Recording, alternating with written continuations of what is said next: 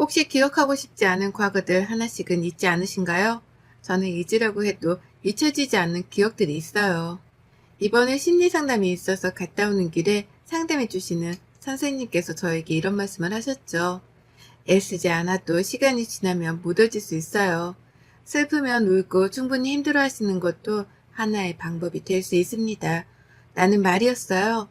이 말을 듣고 집에 오는 길에 나의 이야기를 많은 사람들도 함께 나누는 건 어떨까 라는 생각에 용기 있는 이 채널에 제 사연을 적어보았습니다.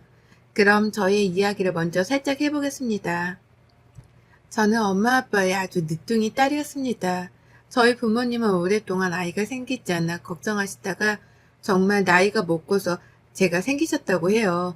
그래서 제 졸업식 때 엄마 아빠가 오면 친구들이 할머니 할아버지야 라고 할 정도였으니까요. 저 때문에 염색도 늘 하고 싶긴 했어도 친구들 눈에는 저희 엄마 아빠가 당연히 너무 할머니 할아버지 같았겠죠. 그걸로 상처도 많이 받아서 엄마 아빠가 학교에 온다고 하면 괜히 오지 말라고 신경질 내고 그랬었던 기억이 나네요. 그런 학창시절과 함께 지방에 살던 저는 대학교를 서울로 오게 되었고 그때 처음으로 독립이라는 걸 해보게 되었어요. 처음엔 학교 기숙사에 들어갈까 하다가 뭔가 독립의 로망 이런 게 있었던지라 학교 근처 오피스텔을 부모님께서 전세를 얻어주셔서 감사하게도 4년 내내 월세 걱정 없이 살 수 있었죠. 그리고 제가 대학교 4학년을 졸업하던 해 저희 엄마가 암으로 돌아가시게 되었어요. 제가 그때 한참 학교 공부가 많았을 때였는데 엄마가 이미 병원에 갔을 땐 더 이상 손을 쓸 수 없을 정도였다고 하셨으니까요. 그렇게 엄마가 돌아가시고 이 세상에 남은 건 아빠와 저뿐이었어요. 대학교를 졸업하고 서울에 취직을 꼭 하고 싶었던 저였지만 혼자 있던 아빠가 걱정되어 다시 내려와 지내다 좋은 회사에 취직하게 되어 열심히 회사 생활을 했었어요. 회사를 다니면서 그때 함께 스터디했던 친구들과 모여 모임을 갔는데 그때 한 남자분이 저에게 호감을 표시하더군요. 그 남자분은 옛날부터 저를 마음에 담아두셨는데 제가 이런저런 일들이 많아 괜찮아질 때까지 기다리고 있었다고 하더라고요. 그렇게 연애를 하고 결혼까지 꼬리내 지금은 부부의 연을 맺고 살고 있습니다. 하지만 결혼이란 게 생각보다 쉬운 일이 아니란 사실을 너무 전 일찍 깨달았을까요? 시어머니 되실 분이 저에게 따로 전화가 와서 그러시더군요. 아빠 혼자 혼주석에 앉는 게 마음이 걸리는데 혹시 앉으실 분 있냐고요. 그래서 없다라고 말씀드렸는데도 한번 찾아보고 그래도 혼주석을 비워두는 건 좀 그런 것 같다면서 얘기하셨습니다. 이 얘기를 차마 아빠한테 직접 할 수 없어서 이야기를 못하고 있는데 아빠가 저에게 먼저 엄마 빈자리에 네가 괜찮다면 이모가 앉으면 어떻겠냐고 물어보셨어요. 괜히 아빠의 마음속에 상처를 드리는 것 같았지만 이모가 혼주석에 앉기로 했고 결혼식은 그렇게 무사히 끝나게 되었습니다. 결혼 생활은 제가 상상했던 것 이상으로 더 많은 희생이 따르는 걸 왜 저는 알지 못했을까요? 결혼하고 난 후 시할아버지 첫 제사는 며느리가 지내는 거다. 너는 우리 집 귀신이다. 라고 하는 어머님의 말에 혼자 장보다 제사 음식을 다 만들어가고 매일같이 밥 먹고 가라고 부르시는 시부모님 때문에 저는 회사 끝나고 집이 아닌 시댁으로 향해야 했지요. 처음 몇 달은 그래도 결혼의 일부분이다 라고 생각하고 넘기려고 했지만 시간이 지날수록 저에게는 시댁은 더 이상 가족보다는 저를 종으로 보는 듯한 느낌을 더 많이 받을 수밖에 없었습니다. 항상 시어머니의 저희 집 한부모 타령은 늘 저를 위축되게 만들었고 늘 당당했던 저였지만 어느새부턴가는 위축되어 있는 모습만 남게 되더군요. 그러다 남편네 형, 아주버님의 결혼 소식이 들려왔어요. 오랫동안 결혼하지 않나 시댁에서 전전긍긍했는데 이번에 좋은 혼처가 있어 잘 돼서 결혼한다고 했죠. 근데 저도 몰랐는데 아주버님 결혼식에 저희 아빠도 오는 게 A라고 하더라고요. 남편에게 아빠에게도 말해야겠다 하니 남편이 청첩장이랑 해서 자기가 직접 말씀드리고 모시고 가겠다라고 했죠. 오랜만에 아빠 얼굴을 볼 생각을 하니 조금은 고단한 시댁 생활이 힘들지가 않았네요. 아주버님 결혼식 전날 갑자기 시모가 저를 따로 보자고 연락이 와서 갔더니 저에게 하시는 말이 아니 너네 아빠 있잖아. 내일 결혼식에 혹시 초대했니? 네. 그이가 아빠한테 말해서 내일 같이 모시고 오기로 하셨어요. 그럼 내일 너네 아빠에게 오지 않아도 된다고 전해라. 네? 왜요? 아니, 너 형님 되실 분 집안이 정말 장난 아니게 체력가 집안이라고 하더라. 우리도 거기에 맞추려고 얼마나 노력했는데 너희 아빠가 조금 행색이 서울분 같지 않으시잖니. 그리고 굳이 않아도 될 것 같다. 어머님, 무슨 말씀을 그렇게 하세요? 아니, 내가 뭘 틀린 말을 한 것도 아니잖니. 괜히 사돈댁에서 격 떨어진다고 생각하면 어떻겠니? 그래서 일부러 호텔 결혼식에 지인들도 웬만해서 조금 돈 있는 사람들만 따로 성습장 보냈는데 너 거기 호텔 식사가 얼마인 줄 알아? 그냥 너네 아빠는 돈이나 좀 내라고 하면 될 것 같다. 내일 빨리 일어나야 하니 그렇게 알고 내일 보자. 그리고 덧붙이는 말에는 저에게 남편에게 이런 말 하지 말라고 했어요. 괜히 네가 말하면 모자 사이에 싸움밖에 더 일어나겠냐고요. 네가 알아서 잘 처신해야지. 그것도 네 몫이라고요. 이렇게 된 이상 아빠를 모시고 오는 건 더 이상 의미가 없을 것 같아 남편에게는 아빠가 편찮을 쳐서 올라오기 좀 힘들다고 말하고 아빠한테는 소규모로 진행되는 예식이라 아빠까지 오면 시댁에서 죄송하다고 다음에 뵙자고 한다고 둘러대었어요. 아빠는 그래도 사돈총과 결혼하니 부조금을 꼭 하신다고 하시길래 아빠 이름으로 해서 냈어요.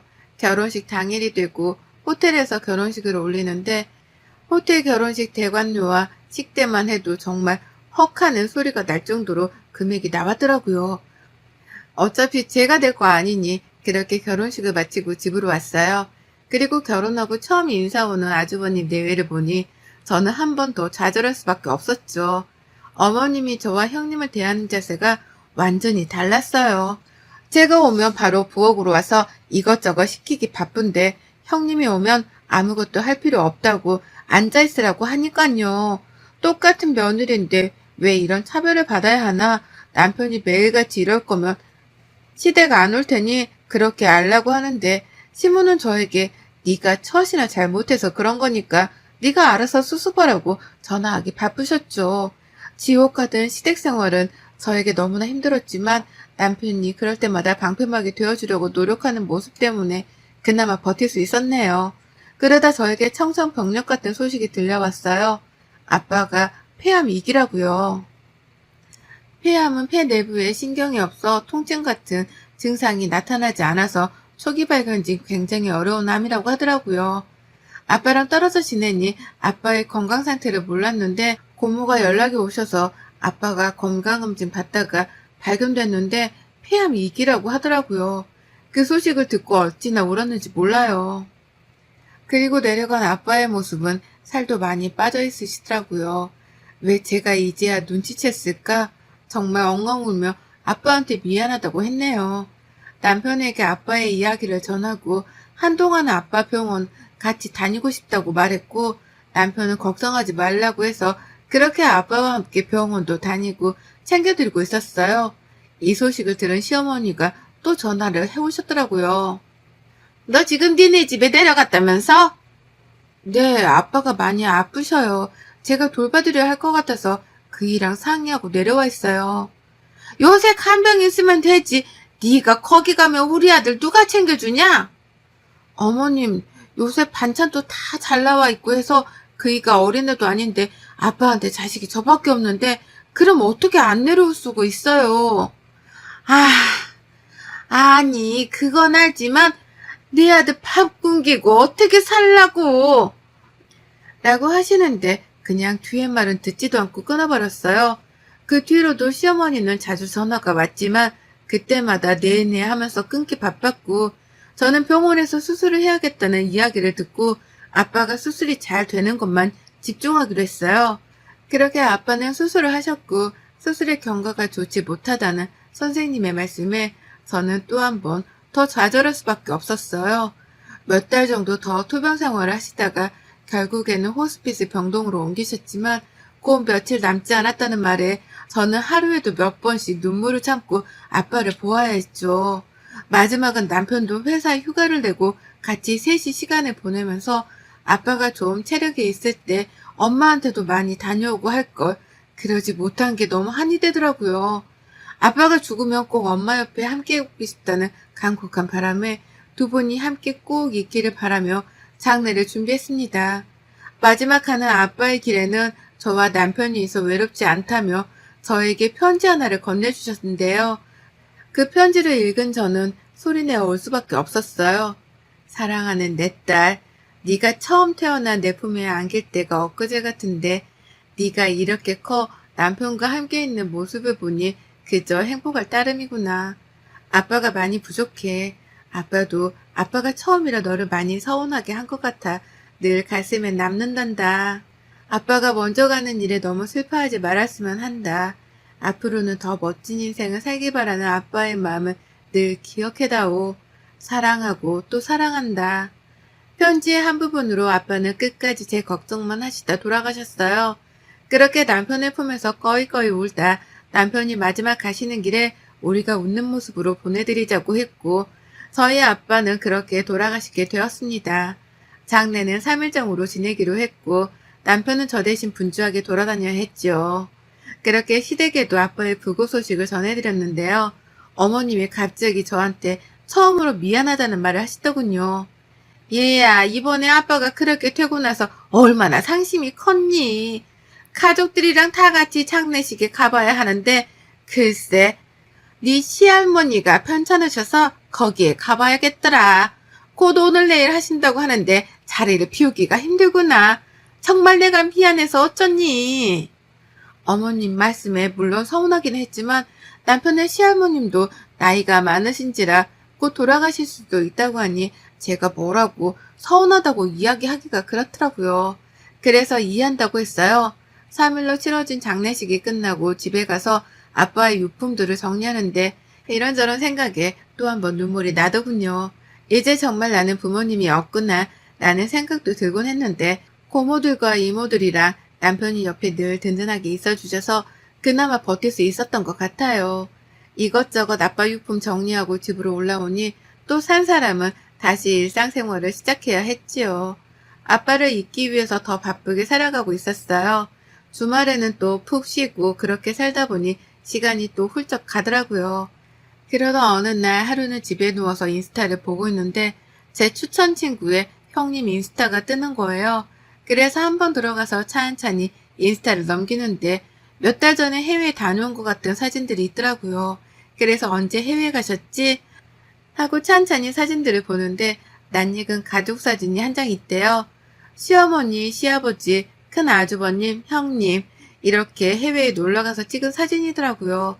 또 언제 놀러가셨지 하고 날짜를 보는데 그 날짜가 저희 아빠 돌아가신 다음 날이었어요. 그러니 알고 봤더니 시할머니가 아프신 건 거짓말이었고 패키지 여행으로 해외에 형님네랑 놀러 가려고 저한테 거짓말을 한 거였죠. 그 사진을 보는 제 분노는 정말 하늘 끝까지 치솟았고 도대체 어떻게 해야 이 분노를 가라앉힐 수 있을까 싶었어요. 우선 남편에게는 미안하지만 이 사실을 숨겼고 그때부터 차근차근 준비했어요. 그러다 때가 왔죠. 아주버님이 회사를 때려치고 사업을 하고 싶다고 난리를 치는 바람에 형님이랑 아주버님이랑 대판 싸웠나 봐요. 형님네 친정에서 돈을 보태줄 수 없다고 하고 시댁에서는 형님한테 아주버님은 회사원보다 사장이 더 어울린다면서 네가 좀 밀어달라고 하는데 형님은 아랑곳하지 않고 있었겠죠. 근데 아주버님이 형님과 상의도 없이 집 담보대출을 받아서 어디 투자를 했던 것 같아요. 나중에 알게 된 사실이지만 그 투자금 받은 회사가 유령회사라 거의 3억 가까이 사기를 당했더군요. 그때부터 시어머니는 형님한테 발이 되게 빌더라고요. 당장 집까지 담보대출 받아서 아주버님이 형님한테 제발 친정에서 장인어른한테 돈 좀 빌리자고 하는데 참 형님네 집이 부자? 재력가? 라고 하더니만 실상은 거지 그 자체였어요. 벌써 회사는 거의 폐업하는 수준이었고 형님 결혼할 때 결혼비용도 시댁에서 대출받아서 다 내주었나 봐요. 형님네 친정에서 아주버님 외제차 뽑아줬다고 했는데 그것도 알고 봤더니 그냥 렌트였고요. 옛날에 잘 산 건 맞았는데 지금 코로나 때문에 회사가 어려워서 문 닫을 위기였는데 형님은 여우 같아서 말 안 하고 공주대접 받으려고 했겠죠. 이제 돈 나올 구멍이 없으니 남편한테 전화해서 빌려달라고 쌩 난리를 치더라고요. 그래서 남편은 우리도 돈 없다. 어디 가서 돈 빌리냐? 형수님네 돈 많이 번다고 우리 와이프까지 무시할 땐 언제고 이제 와서 돈을 빌리냐? 진짜 형 뻔뻔하다고 했나 봐요. 근데 이제 저한테까지 어머님이 전화를 해오더라고요. 형님이 집 넘어가면 너랑 이혼할 거라고 난리를 치니 저한테 돈 좀 어떻게 해달라고요. 그래서 저는 그이가 절대 안 된다고 하니 저 말고 다른 분을 소개시켜 드릴게요. 그분한테 한번 말씀해 볼게요 했어요. 아빠 친구분이신데 지방에서 굉장히 유력한 재력가셔서 아마 3억 정도는 충분히 되실 것 같아요. 그리고 나서 그분한테 3억을 빌렸다고 하더라고요. 이자가 좀 세긴 한데 어쩔 수 없으니 급한 불이라도 끈다고요. 근데 당연히 사금융이니까 이자가 셀 수밖에 없잖아요. 그랬더니 또 시어머니가 전화를 해와서는 저희 아빠 친구이면 우리 가족인데 이자 어떻게 좀 싸게 안 됐냐고 말 한번 해줄 수 없겠냐네요. 그래서 없다. 제가 무슨 힘이 있어서 그러겠냐. 그분한테 직접 이야기하셔라. 라고 했더니 지금 돈 빌리고 몇 달 이자를 밀리셨나 봐요. 그 이자랑 원금까지 하려니 아주 미쳐버리겠죠. 더 이상 다른 데서 대출도 안 나오고 우선 집이야 넘어가는 거 막았다고 쳐도요. 그랬더니 남편이 시어머니한테 아 엄마 형 집 팔라고 해. 팔아야 빚을 갚지. 라고 하니 지금 그 집도 대출이 아주 많이 들어가 있기도 하고 부동산 시장이 좋지 못해서 나가지도 않나 봐요. 그리고 남편에게 지금까지의 이야기를 다 털어놓았어요. 시어머니가 저한테 지금까지 한 행동, 우리 아빠 장례식에 모든 가족들이 다 해외여행 가려고 안 온 거 등등요. 그리고 나서는 이야기했어요. 여보, 아마 조만간 아주버님네랑 어머님, 아버님 집 경매로 넘어갈 수도 있어. 라고요. 그게 무슨 말이야? 어머님이 빌려가신 3억에 대한 이자랑 원금을 못 갚아서 아마 경매로 넘어갈 것 같아. 남편의 한숨과 함께 미안하다는 말로 이야기를 마무리했어요. 그 이후 갑자기 시댁에서 오라고 하길래 당당하게 갔죠. 저보고 그 사람한테 이야기해주면 안 되겠냐 사정사정 하시길래 안 그래도 제가 여기에 그 사장님 불렀으니 이야기해보셔라. 고맙다 고맙다 연신 굽신굽신 하더라고요. 사장님이 오시고 지금까지 원금이랑 이자에서 도다지가 밀리셨다. 앞으로 더 밀리면 경매에 넘어갈 수밖에 없으니 각오하셔라. 어머님은 계속 한 번만 봐주면 안 되겠냐. 지금 너무 돈이 부족해서 곧 마련한 대로 주겠다. 라고 하시더라고요. 근데 어머니 그 봐달라는 말은 제가 아니라 며느리한테 하셔야 할 것 같은데요. 네? 그게 무슨 말인지. 아니 저는 돈을 가지고 굴리는 사람이지 이 돈이 제 돈이라는 말씀은 안 드렸잖아요.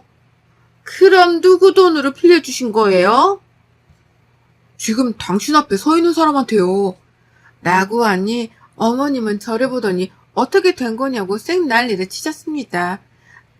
사실 저희 아빠는 지방에서 굉장히 유명한 분이셨습니다. 아빠의 직업이 사실 싫은 적도 많았는데요. 저희 아빠는 건물이랑 땅들과 소위 말하는 돈놀이 하는 사람이라고 생각하시면 되는데요. 사채업자까지는 아니더라도 이자를 받는 형태로 사업을 하신 분이셨어요. 어릴 때는 아빠가 직업이 왜 그럴까 싶기도 했었는데 나중에는 제가 참 어려움 없이 컸다는 걸 알았죠.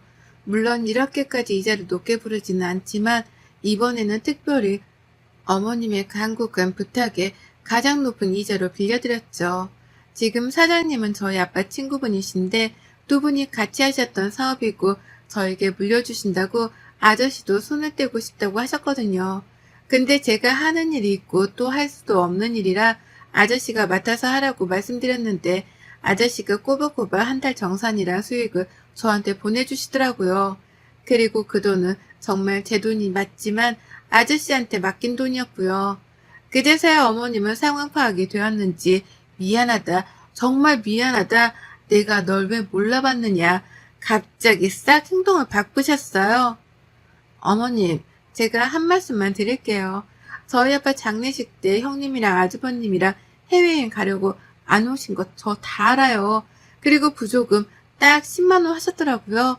근데 저에게 뭐라고 하셨어요? 원래 5만 원 하는데 너희 아빠고 사돈어른이라 더 한 거라고요.